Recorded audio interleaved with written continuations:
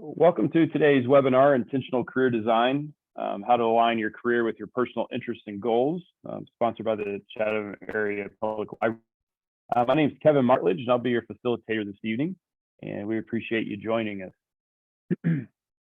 So a little bit about myself before we jump into things. I'm the president of a company, my consulting firm called Nextier Advisors, and we specialize in helping individuals and companies and teams enhance their performance and teamwork and their careers through intentional conversations and solutions. And we're really focused on helping people, gain awareness of their personal interests and leadership styles and personal styles, in helping them identify rewarding career opportunities, work activities, and leadership enhancement. And hopefully, with all that, it leads you to a more engaging and intentional career throughout your entire work journey. So that's a little about me. It's a pleasure for me to be here with you tonight. And we're going to talk a little bit about how you can go about intentionally designing your career. And in order to start that, we need to kind of understand what becoming intentional means. And I love this saying by Peter Drucker. It says the best way to predict the future is to create it. And so a lot of us, as you go through your career, you've probably maybe fallen into a job, or you took a job because you needed to find the job, or basically, regardless of your situation, very few of us can say we were absolutely intentional about how we got to where we are now in our career and the steps that we were going to take to do that. If you are, then absolutely, that is fantastic. But if you haven't, that's great too. We're going to talk a little bit about today about how you can become intentional, whether you're trying to get that very first job, or maybe you've been in the workforce for quite a while and it's time for you to make a change, or it's just maybe you're at that point in your life where you're just like, hey, I want to do something that's more in line with some of my personal interests and some impact that I want to make in the world. So we're going to go through some things today, and hopefully I can give you some tools to kind of help you with those things. So in order for us to kind of become intentional, I have a few goals for us today that we're going to go through. And we're going to begin to help you identify the following as you intentionally design your career. And we're going to start with what I call the 4 W's. And that's kind of helping you identify who you are in terms of a person and the kind of impact you want to make. What do you value, both personally and also in a career? What do you like to do? What are your interests? Which environments allow you to be the most productive? And what are some of your best skills that you have that you can use? And we're going to talk about all of those things and give you some examples on how you can develop an action plan for kind of those next steps in your career. And we'll also provide you some tools that you can use as resources along with your career journey. And I really feel that it's important that you understand yourself before becoming truly intentional about your career. So regardless of where you are in your career journey, it's extremely important to intentionally assess, review, and plan for various different things. And so I always like to use this picture of kind of like a train track. Obviously, you start off on that journey with your very first job that you've ever had. And you're constantly, and hopefully you're working towards your career goals and that personal impact that you want to make, along that journey in your goal or in your career. And sometimes when it comes along, as you can see, it might branch off to the right or the left. Maybe it's time for you to do something different. Maybe there's that new job you want to go seek. But all in all, you're continuing to progress towards these career goals and the impact you want to make. And the rails on this train track are what I like to call your transferable skills and your experience. Those are the things that are going to continue to help you drive towards that career goal and build that track so you can continue along your career journey. So we're going to talk a little bit about all of that today.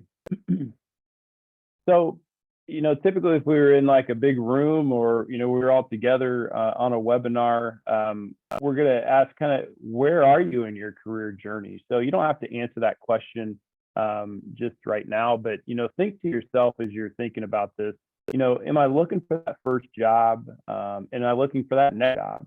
Or maybe you have a job, however, you do not find it interesting or engaging any longer. That happens to all of us. We kind of go doing the same thing over and over, day after day. We get very comfortable in that. But deep down, it's just not something that we're interested in doing anymore. And maybe it's time to make a change.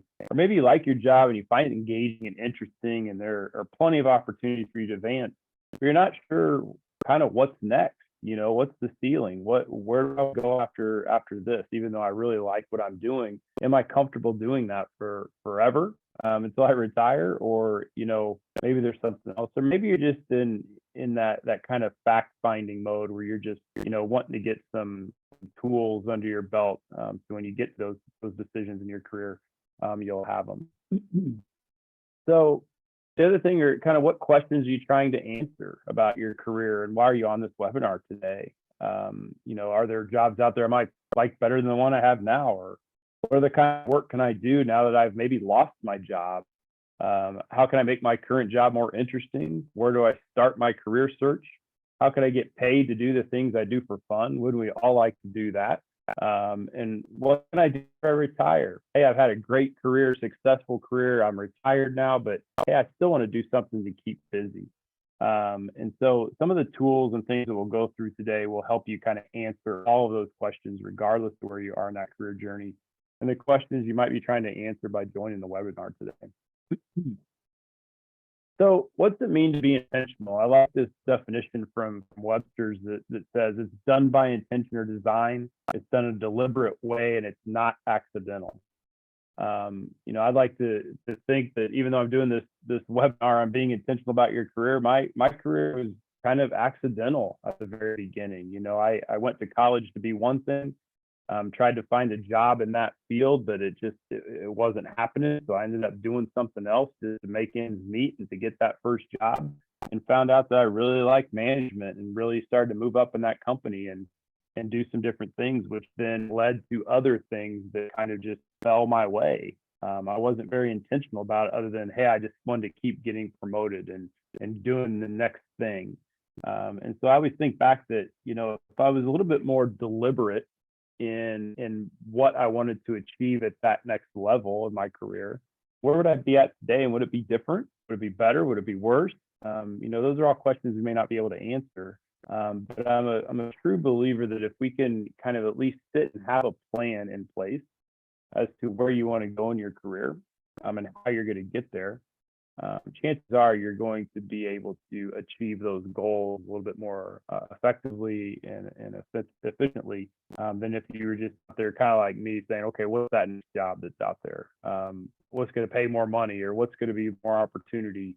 Instead of trying to be intentional about, looking for a company that maybe fits some of my values, that allows me to use the skills that I feel like I have, and so forth. So that's where this intentionality all comes from, and hope you find it useful as we go through this.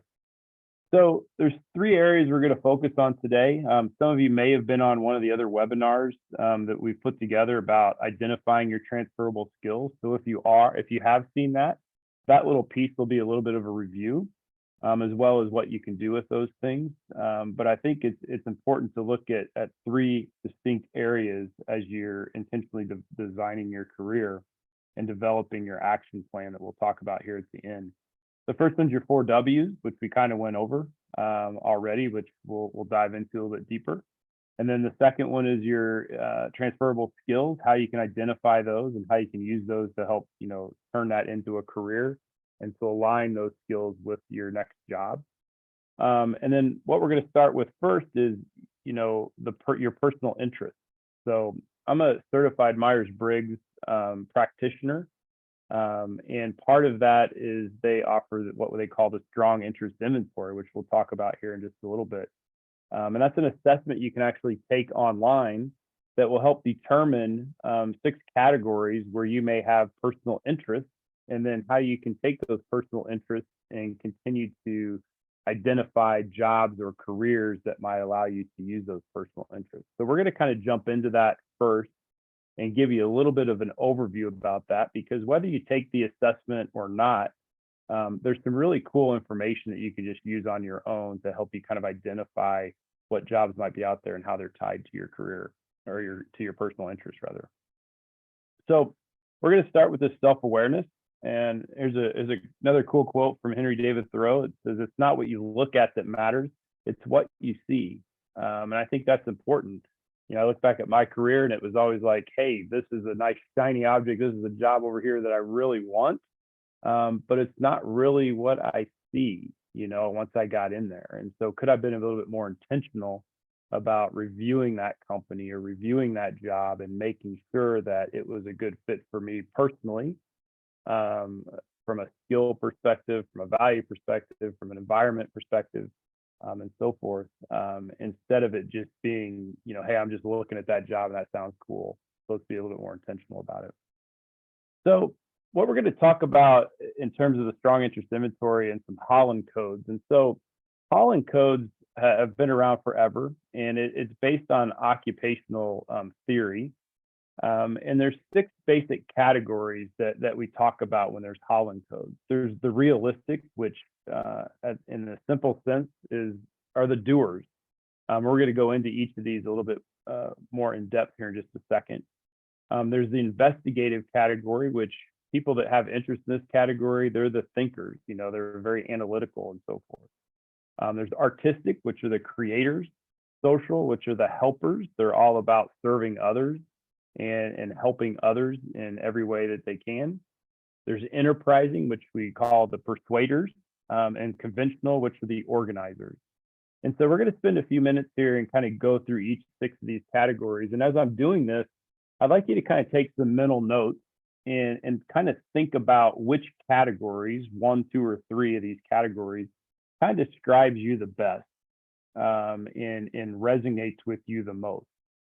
Because when we're done, I won't be able to ask you, but I will want you to take those categories that you think resonate with you the most, and I'll show you some tools and some things that you can use to help you kind of identify maybe some jobs or that next job that'll help you, use those interests and turn that into a career. So the first one's the realistic, the doers. There's a lot of things that realistic people are interested in, but as you can see from some of the pictures here, it's all about, physically doing the work with your hands, being out there, physically working with things, being around other people, definitely, loving the outdoor kind of works. You can see here is construction, those kind of jobs, things that you're using your physical labor to do, and that's very engaging for you and something that you're very interested in. And so you can imagine what kind of environment people that like this category like to be in. They like to be very interactive, working with their hands, like I said, outside, building things, doing things, physically doing things. And so there's a lot of different things that people that would have interest in this category may find. And so they're generally interested in mechanical, construction, repair activities. They're interested in nature and the outdoors, providing public safety and physical activities, working with tools, machines, and equipment. And so we say they're a career motivator because they're the doers. They like using their physical skills. So they're very engaged and very motivated by using physical skill. And so therefore, the thought behind this and all the categories we're going to talk about is if you have a job or a career that allows you to use that physical skill and use those tools and be in those types of environments, you're going to be very engaged in that activity, and ultimately have maybe a lot better, more engaging and enjoyable career throughout your entire career. So that's the first one, realistic, the doers. So remember, as you're going through this, take those mental notes and see which category maybe resonates with you the most. The second one is the thinkers. Investigative people are interested in anything that has to do with analytics, trying to figure out the answer to something. So the more complex the problem they're faced with, the more engaging they are in trying to understand what that is. So they're all about using data and facts to try to figure things out and to try to understand things. And so you can imagine some environments these people might like to work in, laboratories, libraries, doing research. The one that always comes to mind, I work with a lot of kids across the country. It's, CSI, I want to be a crime scene investigator because I love trying to figure out, what happened and so forth. And so they're generally interested in activities related to science and math. They like to gather information, uncover new facts or theories, analyze and interpret data. And they're very scientific and inquiring and enjoy abstract and ambiguous problems. And so when they're faced with something, they like to have jobs that allow them to be analytical and analyzing situations and coming up with solutions using math and science and other analytical type of approaches. So that's the investigative category, which we call the thinkers with the career motivator of analyzing. The next category is artistic. We call these the creators. They're interested in anything that has to do with their ability to express their creativity, whether that be in painting, in the arts of some sort, theater, even being an architect or a structural engineer, perhaps. Something that allows you to express your creativity in a lot of different areas, and in different environments you can imagine. Environments that allow you to be collaborative and creative are things that are going to be very engaging to these people. And so they're generally interested in visual arts, performing arts, culinary arts, and writing. They like observing the arts, participating in them, and they express their artistic interests through leisure and work activities. So the people that have a lot of interests in the artistic, occupational category, they like to do it not only for work, but also pleasure. So there's a lot of crossover. I love to, say, paint on the weekends. So I'm going to have a job that allows me to express that creativity with painting and stuff like that. So the career motivator in this category is expressing creativity. So, people that have interest in this, anything that allows them to express their creativity in a lot of different ways is what's going to keep them motivated in the interest that they have. The next category is social. This is what we call the helpers. And so you can see through some of the pictures here, social people are interested in anything they can do to serve and help others. So you have doctors, you have nurses, you have the military, you even have like a tour guide or a hiking guide up there at the top left corner. Teachers, definitely. Anybody that has that interest in helping and serving others are going to fall into this category. You're going to see a lot of similarities with this category, with what you may be interested in. And so those people are generally interested in being with other people. They enjoy working in groups, sharing responsibilities, and communicating with others. They like to solve problems through discussions of feelings and interactions with others. So not only do they like to kind of solve problems by communicating and collaborating, they love to be in those environments where they're very interactive.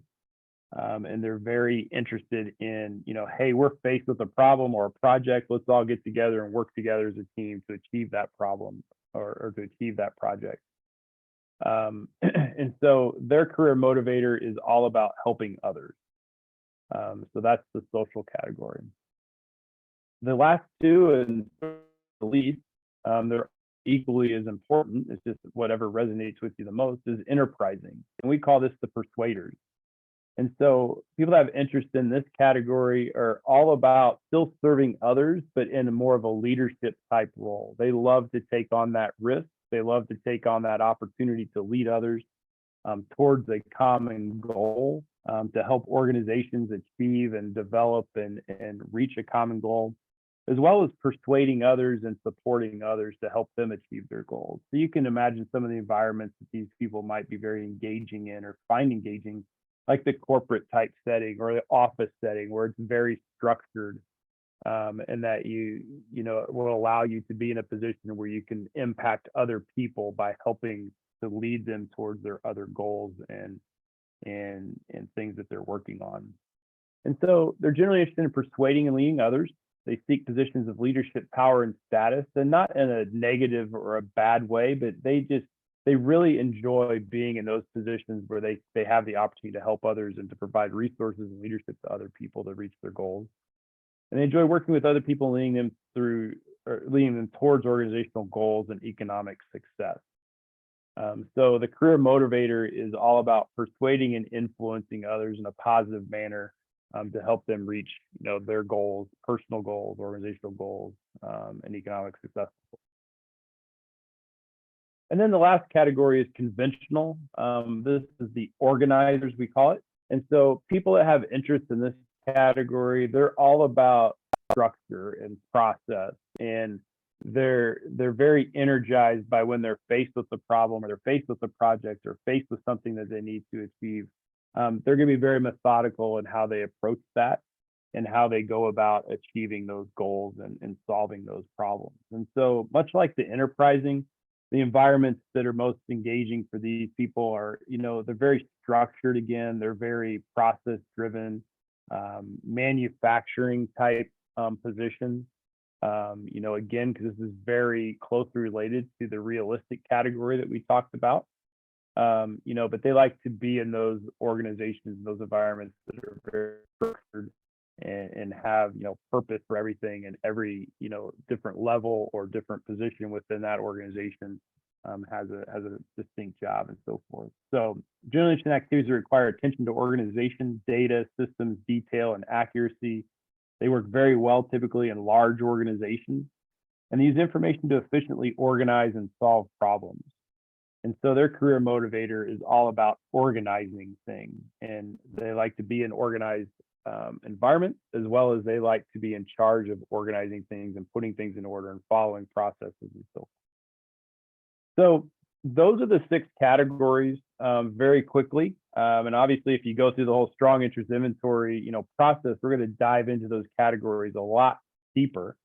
But for the purposes of this webinar, it's important to just kind of look at those 6 categories, because you can do a lot of things with those. And so I'd ask you to kind of write down, your top category that you think resonated with you the most.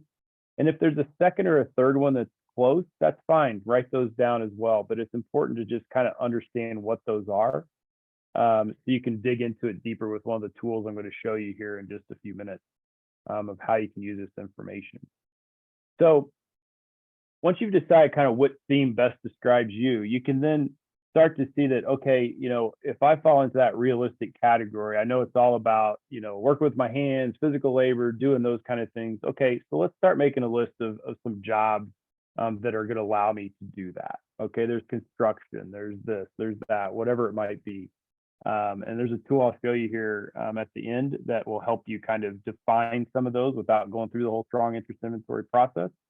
But it's interesting, instead of just saying, okay, what job is next for me, at least you can now, start with 6 distinct kind of categories to help narrow that search and to narrow your thoughts and your action plan that we'll get to in here in just a few minutes. So that's the strong interest inventory and kind of the Holland codes that we call, and what you can do with that. And so as you kind of dig down into those 6 categories again, there's some basic interest scales, we call them. And so we take those 6 categories and you start looking at, okay, investigative, that's all about science, research, medical science, mathematics, realistic, mechanical, construction, computer hardware, electronics, military, protective services, nature and agriculture, athletics. And you can see some of the categories we have on the screen here. And again, it's just meant to kind of narrow your search and to narrow your focus in terms of what you want to maybe do next and what that next step is in your career, that first job that you might be looking for. And so, for instance, like if you're in the enterprising category, there could be some marketing and advertising jobs that you want to look for, some sales, some management, entrepreneurship, starting your own company, politics, public speaking, and law, just to name a few. And so again, it's just meant to kind of narrow your focus in terms of some areas that you might be able to look at, to have that continuing engaging career, because those types of careers are going to allow you to use some of the things that you're very interested in doing typically. So that's kind of the one, of the 3 that we're going to be focusing on today. And all this is meant to just give you some different points of reference and some different data points to consider as you're developing your career action plan. So we talked a little bit about the 4 career W's, and I have an action plan sheet that I could send you or is available on my website, that you can download, that will help you kind of, illustrate all this. And I'll show that to you here at the end. But when you're talking about the 4 career W's, the first one I always talk about is who. And if you had to write a sentence, I would describe myself as, what would you write? And it could be more than one sentence, but 1 or 2 sentences about you and who you are, And how would you describe yourself would be the first, of the 4 career W's. The next is, your value. What do I value in a job? What I value is, how would I write that statement? And, the best way to kind of come up with these is to kind of maybe write down a few key words that would describe yourself, a few key words that are related to what you value in a job, and then try to produce a sentence from those keywords. And I'll show you why this is important here in just a second. I would enjoy spending my work time. The what? What do I like to do? Again, list out some key things that you like to do, and then put that into some kind of sentence that helps you kind of keep you focused. You can always reference. The where. I would like to work in. Which environments allow me to be most productive? So think about your personal life. Think about past jobs. Think about your current job. Think about even maybe some school projects you worked on, whatever it may be. But think about what about those environments really were engaging for you, and start to make a list of those, and then try to create a sentence or two around that about, I would like to work in, and then describe that environment. And then your last one, even though it's not a W, we're going to talk about this next, is, what are your skills? What am I good at? And so I'm going to go through, show you a couple processes you can go through to help you identify some of your skills. So if we focus on those 4 career W's, it's really going to help you kind of start to paint a picture about yourself, which can then be used for a lot of different things. And so, for instance, if you're trying to identify some potential jobs and you have a good description, 1 or 2 sentences that kind of describe who you are, you can then use that along with maybe the Holland codes category that we just talked about. Say what jobs might allow me to be who I am as a person. What's going to allow me to be, real and not have to put on a fake facade or whatever, or act like I like doing this thing. But what are some jobs? Let's just list them out that might allow me to kind of be who I am as a person, and what's important to me in terms of how I would describe myself. Let's just brainstorm about that. Let's just come up with some possibilities. And who knows, we might find something that, says, hey, that's actually a job I could pursue and something I want to go after, and we'll put that as part of our action plan. The next one you could say is, what jobs might have the same shared values? So once you start identifying, organizations or companies or jobs that you want to be looking at, you want to kind of look at, what are the values that they do? If work-life balance is very important to you, then, as you get into that interview or you're doing your research for that organization, or maybe you're reaching out to somebody that you might know in that organization, hey, tell me about your work-life balance. Tell me about some of these things that I value as a person. And how do you do that, or how do you support that in your organization, or do they support those kind of things in your organization? I always tell the people I coach in their career development and career coaching is, an interview is meant just as much for them to assess if you're a right fit for their company as it is for you to assess if they're a right fit for you as a person based on your values, your skills, all that kind of stuff. So all of these things that we're coming up with are meant for you to not only direct your efforts and focus your efforts on that next job or that career decision, but it's also things that you can then use once you're in that interview stage, once you're investigating a job or preparing for that interview. It's going to help you come up with some questions that you can then ask in that interview to make sure that it's the right fit for you as well. Same thing with what you enjoy doing, spending your work time doing. What jobs might provide me the opportunity to do what I love doing? If I'm in that realistic category, I like being outside, work with my hands, building things, physical labor, and I'm going to be sitting behind a desk all day long, looking at spreadsheets. That might not be the best environment for me to be engaged in and to continue to be engaged in, right? Whereas if I was in the investigative category and I love being analytical and reviewing things and analyzing things, that would be the perfect job. And I may not be as engaged if I'm out there physically doing physical labor and so forth. I could do either, but my preference and what's going to keep me more engaged might be X over Y. So again, if you have that kind of listed out in a couple sentences, you can always then go back and cross-reference what you're looking at to see, just to kind of do that check the box kind of exercise to make sure that's a good fit for you. And then what jobs might provide me the best environment for me? Again, just another way to kind of assess some job opportunities and what you might be looking for. And then certainly your skills, which we'll talk about, is what jobs allow me to use my skills. If my skill set is, developing spreadsheets, analyzing numbers and all that kind of stuff, I need to be looking for jobs that are going to allow me to do that, because that's what's engaging to me. I love that kind of work. And so I need to kind of identify some of those jobs that allow me to use those skills, which we'll jump into in just a few minutes. So same thing about your next step in your career. So, say you've developed these 4 career W's and you start to looking at your skills, and you're assessing now, okay, I want to make a change in my career. I've been doing this for 20 years and it's time for a change, or it's time for me to advance to that next level. You can then go back and look at these 4 career W's and ask yourself a few different questions about them. Under the who, how have I grown professionally and personally since I got this position? And what are those things that are now, I feel like, have helped me grow professionally that I can now talk about and kind of parlay and use to look for that next opportunity. The why, have my professional and personal values remained the same, or have they changed? Hey, when I was first out of college, I loved doing this. Or I first got out of the military, this was what I was all about. But now I've been 15, 20 years in the workforce. Maybe there's some values, maybe there's some things that energize me that have changed over the years. And so now it's time to identify what those changes are, and how can we look at jobs that might fit those changes. The what about my job do I still enjoy, and what would I change? The where, does my current environment still support me in being productive? One of the key things I tell people that I coach on their careers all the time is, if you're happy at your job, that is great. That's what we're all working for, that we could stay engaged and we're doing something that is meaningful and impactful and, aligned with our passions and so forth.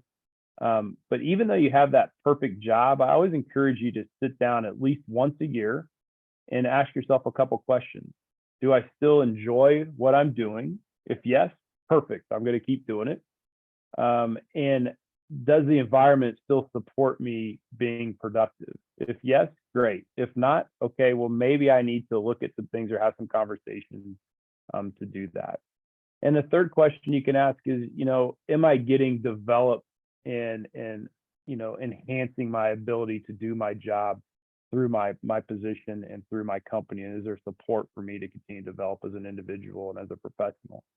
And so if you're asking yourself those questions, say once a year or once every 18 months, it's just a really good gut check to make sure that, hey, you know what, I'm not just doing this because I'm comfortable. I'm still engaged. I'm still in a productive environment. I'm still being supported in my development. And so, you know what, let's keep doing it. If not, then it might be time for a change. And it might be time to start looking at your 4 career W's again, to see what has changed and to maybe see if there's any other opportunities for you out there. So that's 2 of the big categories, the 4 career W's, the Holland codes. Again, just 2 different ways to kind of take the emotion out of a career change or finding that first job, or you've lost your job, now you gotta go find something else. It's just a way to kind of take a step back, take a deep breath, and look at your 4 career W's, the who, what, when, where, as well as your Holland codes to help you identify what your personal interests are and what some categories are of careers that you might be able to look for. So the next piece and the last piece we'll kind of talk about, and again, this is a little bit of a recap from the last webinar we did, but I think it's ultimately important to consider as you're designing your career, is what we call transferable skills. And transferable skills are skills that you can use in every job, no matter what the title or the field you're working in. These are your skills that you've developed that you bring to the table. And employers seek out transferable skills because they know you will most likely have the tools to help you go beyond the job description that they have posted to try to find you as their next employee. They're yours to keep and are what make you unique as an individual. And so why we're identifying these is they're skills you possess as a candidate for a new job or as you succeed in your current job. And these are the skills that set you apart. And if you remember on the train track picture at the very beginning, this is one of the rails that we talked about. Your transferable skills and your experience are what help continue to guide you and build that track that you're going on as part of your career. They can also help you identify potential jobs that will be aligned with your skills. So if you don't know what some of these transferable skills are, it's going to be tough to assess a job and say, hey, they're asking for this skill, and that's just not one of my key things that I'm really feel comfortable with doing. I could probably figure it out, but it's not really a transferable skill I'm bringing to the table. Or you know what? Here's my 10 transferable skills, and this job description I just read, it lists every single skill that I have. That, man, this is something that I can really go in there and talk to and put my best foot forward and talk about, specifics of how I use these skills throughout my career. That's going to put me in the best shape for my interview. It can help you identify potential next steps. And also allow you to continue to understand, identify you regarding your career and your overall goals. And so some common transferable skills are popping up on the screen now, and there's hundreds of them, but these are some of the most common. And so, I always encourage people to kind of make a list of their transferable skills and to keep updating that as you learn new things, or as you feel real comfortable about things, or you come across projects or things that you're doing that's allowing you to identify these skills and use these skills. And so there's a couple different ways to identify these skills. One's the simple way: make a traditional list and rank them. Think about all your jobs. Think about if you're, say you're a high school student going into college or wanting to go in the military or go out to get the trades or the first job. Write down some of the skills that you feel like you have through your school and through projects you've done. Even if you're in the workforce, look at everything, not just your current job, but all the jobs you've held, and kind of identify one or two key skills that you learned in those jobs. Volunteer opportunities, places where you go and volunteer, you have a lot of skills that you're bringing to the table and that you're developing as you're doing some of those volunteer type projects and things that you might be looking at. So just make a list of what you're good at doing. What is it you do on a regular basis at your current job in your life? Why do you feel you're good at these things? And what are some of the tangible results? So that's the easy, simple way, is just to make a list and kind of write out some descriptions so you can start to have that list that you can work for. The other one is what I call the success story method to help you identify your skills. And this one takes a little bit more time, but it's extremely effective.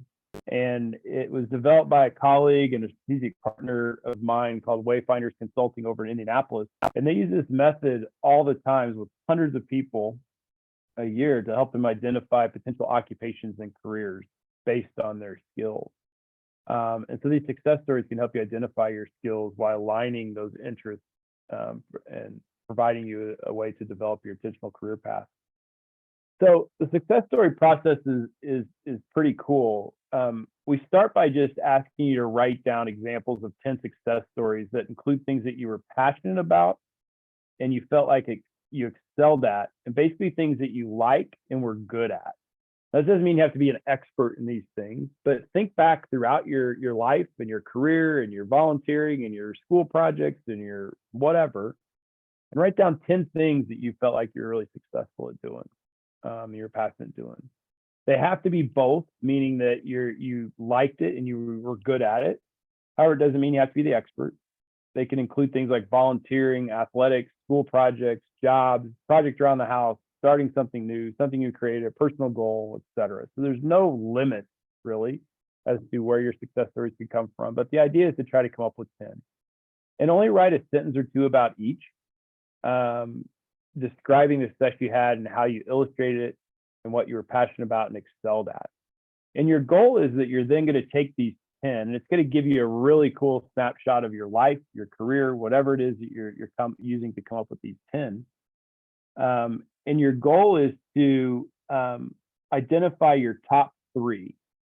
And you're going to chart out your skills that you used in that. So you're going to start with each of your success stories and start with your top 3. And say success story number 1, you're going to think about what are some skills that you use to be successful in that, and you're going to list those out.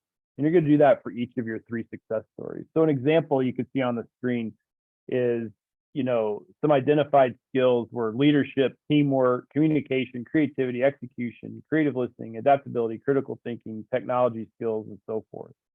And you're going to kind of take an inventory of those things that you've done based on those success stories.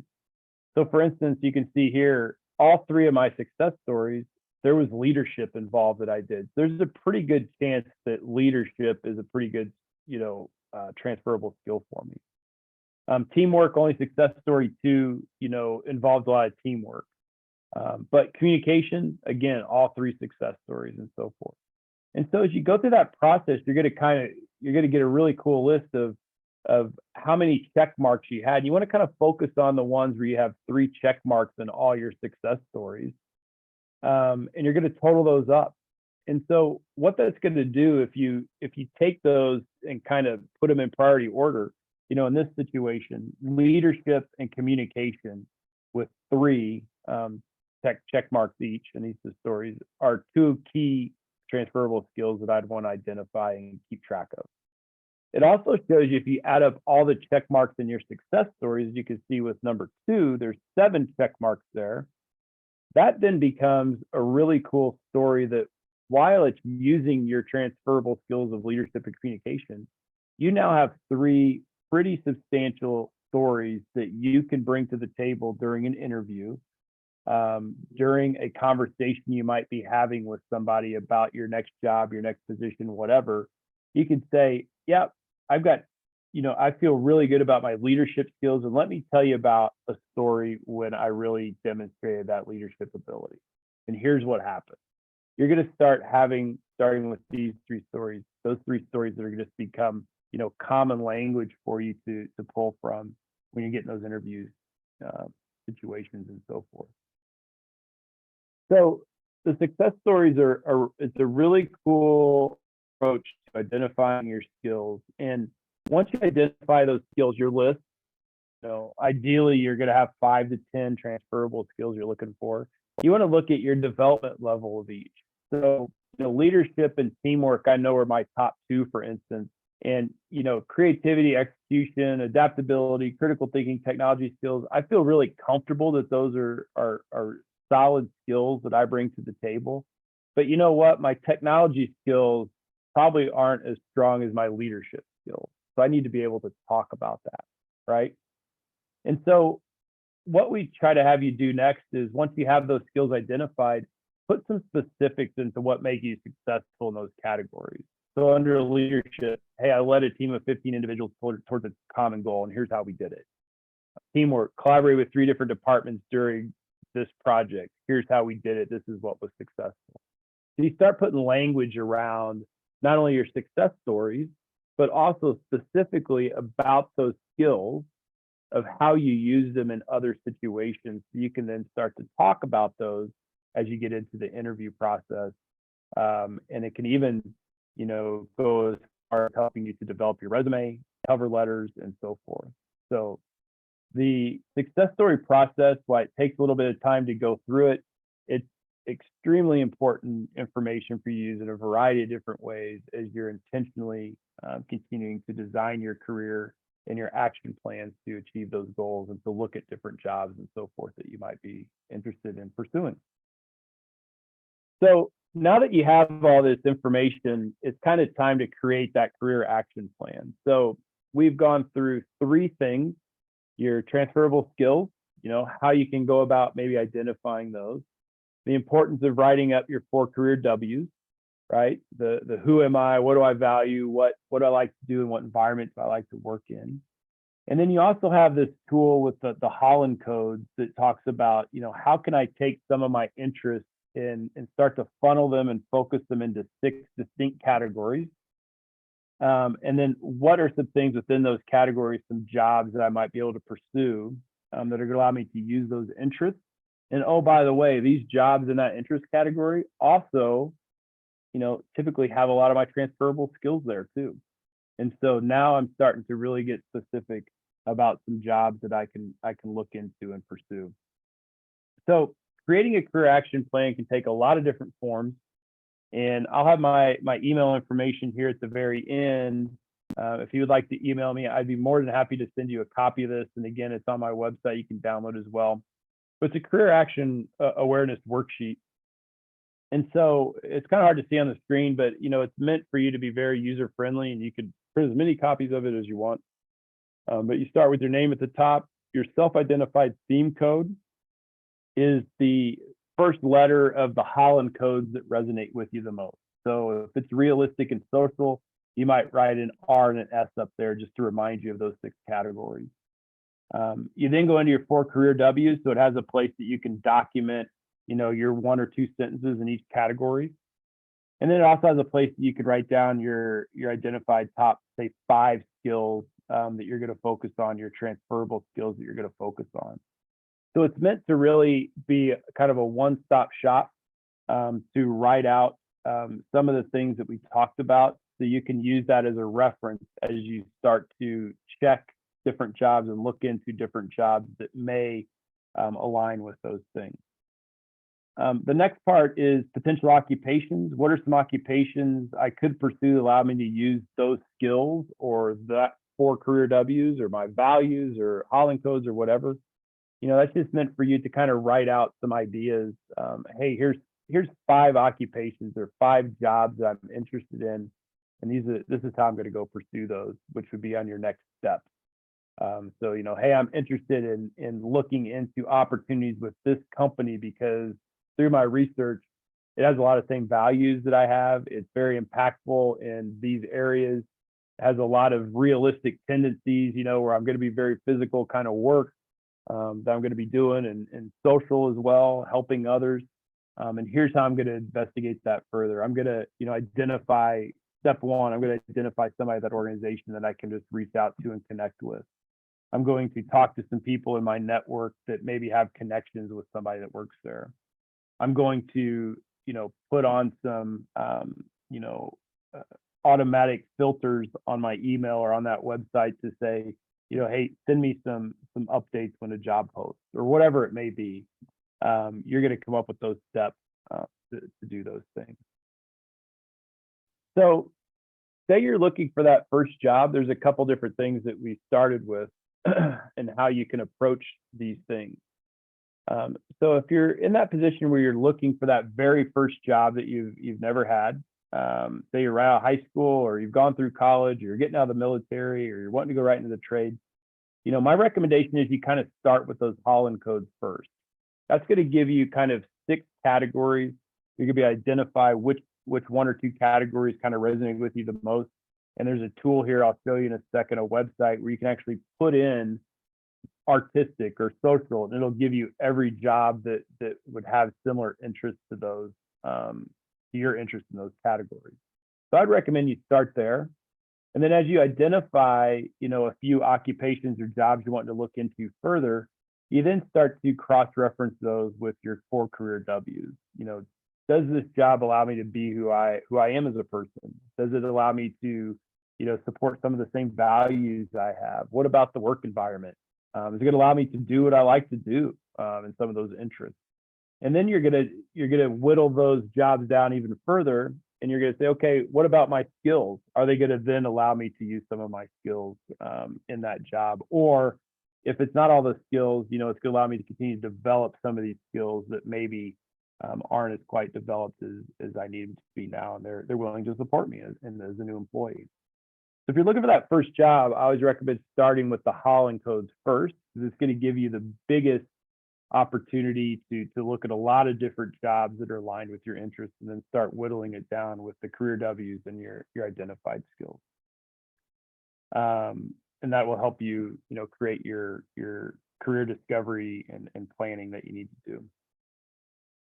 So again, as you're going through the 4 W's, there's some questions that you could ask to kind of help you cross-reference with the jobs that you might be interested in looking into.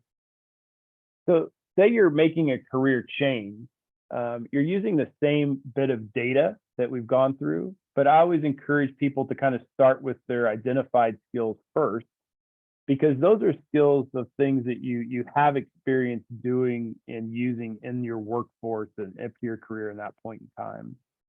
And then as you're looking to make that career change, you're taking those skills and then you're starting to cross-reference it with those career W's to help you identify some organizations and companies and jobs to look at that then might fall into your interests that allow you to then be engaged in things that you're very interested in. So you're still using all the same information. You're just kind of starting in a different area and then building upon that information. So first is using your skills, then career W's, and then your interest levels. So it'll still get you to the same place, but since you're already in a career and wanting to make a change, it might be better to start with your skills and then go from there. Now, if you're wanting to make a completely different change and do something completely different, then that's kind of like you're starting out again fresh. And so you might start with the Holland codes first in that situation. But again, this is all information that once you get it kind of documented and written down, you can use it in a lot of different ways to intentionally, plan your career. And again, I encourage you to use those 4 career W's, but now you're asking yourself a few different questions based on that about how you've grown, what your values, if they remain the same and change and so forth. So your personal development action plan is what you want to make of it. It's very important for you to, I feel strongly that the people that go through the process to identify their W's, to look at their skills, to look at their Holland codes, and to put a plan together, they're very successful in, working towards achieving that next job or that first job or whatever. And while I've only been doing this consulting thing for 4 years, the people I have helped, they continue to come back and say, this career change I made or this job that I ended up getting, it's aligned with my interests. It's let me use my skills. It's really cool that looking at it in this light and then going back maybe a year or 2 later and seeing that they're still very engaged and still, aligned with some of their skills and so forth. So I encourage you to go through it. It takes a little time, but I think the outcome and the intentionality behind it is going to be huge for you as you go through your career and take that next step. So some resources and tools. Already went over the career awareness worksheet and the action plan. So definitely I could send you that if you want to email me. I'd be happy to send that to you. You can look at my website as well. Some other things that, you want to come up with what we call SMART goals. So as you're coming up with these goals of what am I going to do next and how am I going to pursue that next job, come up with your goals and hold yourself accountable. So you want to be specific. You want to have a measurable goal. You want to have an actionable goal. You want it to be relevant and you want it to be time bound. And that time bound thing is the most important. You have to hold yourself accountable.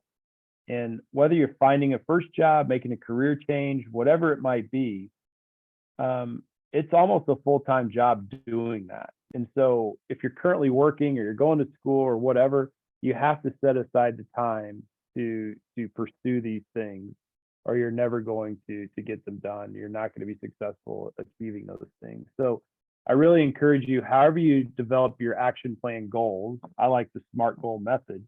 Make sure they're specific, measurable, actionable, relevant, and definitely time bound, and then hold yourself accountable to those. And I encourage you to bring in your friends and family and trusted advisors to help you stay accountable to those things. Whether you're engaging a consultant like me to help you work through that process, or you're doing this all on your own, it's really helpful to have somebody there that maybe you meet with once a week or once every couple of weeks or once a month, just kind of talk about your progress and how you're doing. And it also helps you definitely build your network up throughout your career. Some other things that you can do, you can definitely use your 4 career W's to help you, develop your resume, to identify some interview questions, to look at potential job identification like we talked about.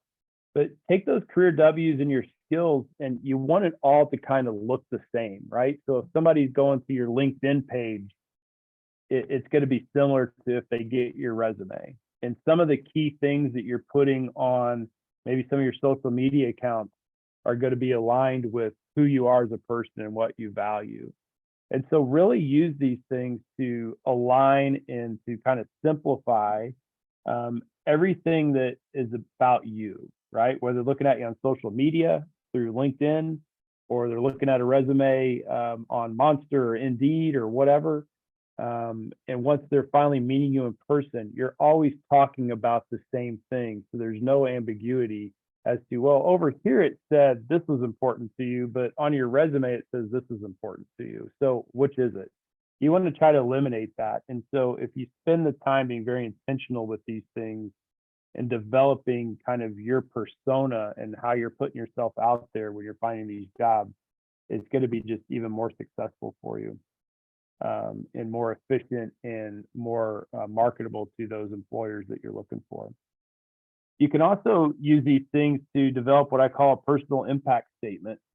And, this can take some time. So this is just a little bit more. A lot of people maybe use this at the top of their resume. A few sentences about you and what you're about, what makes you who you are.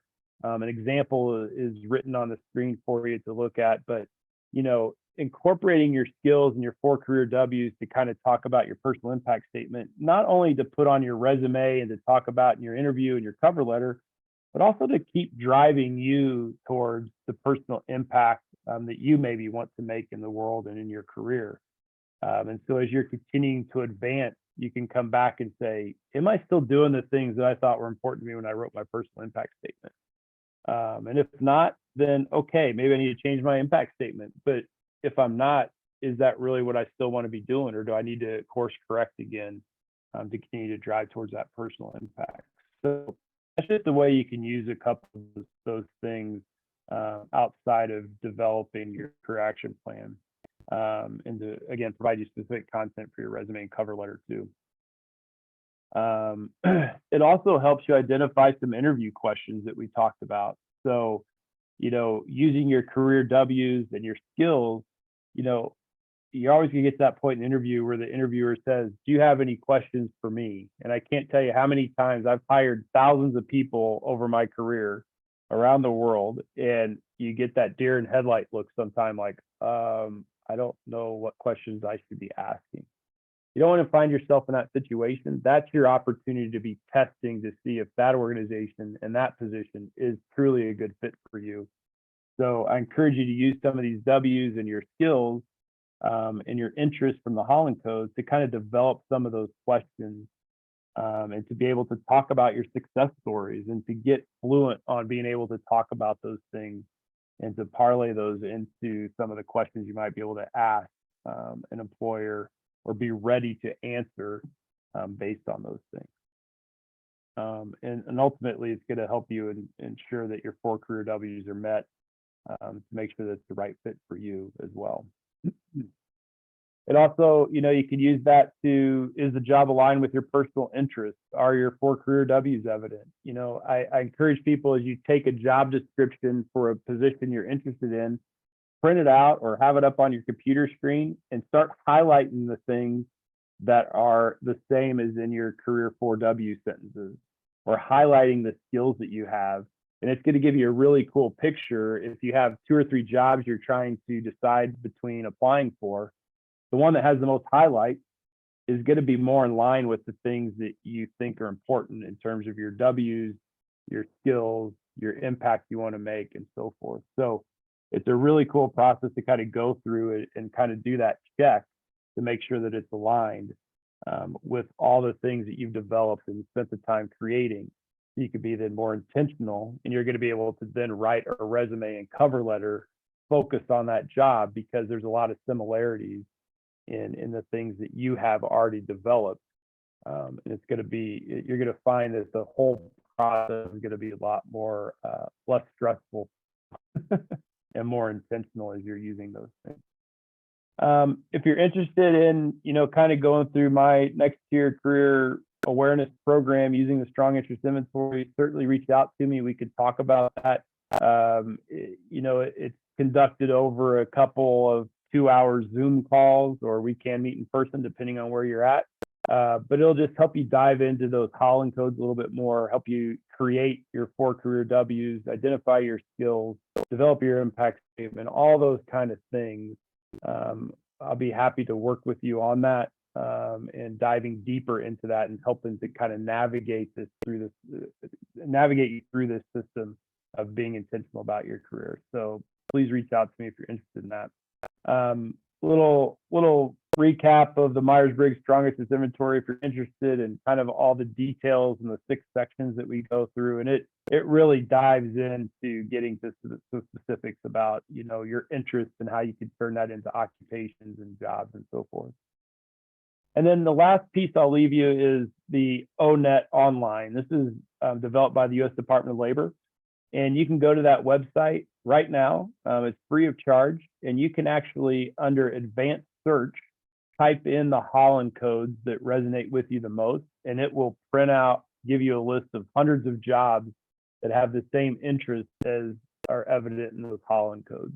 So really cool tool. You can also put in skills that you have, so leadership, communication, marketing, whatever it might be, and it'll give you jobs that are highly focused towards using those skills. So they're a great resource. It's free of charge. I encourage you to go take a look at it.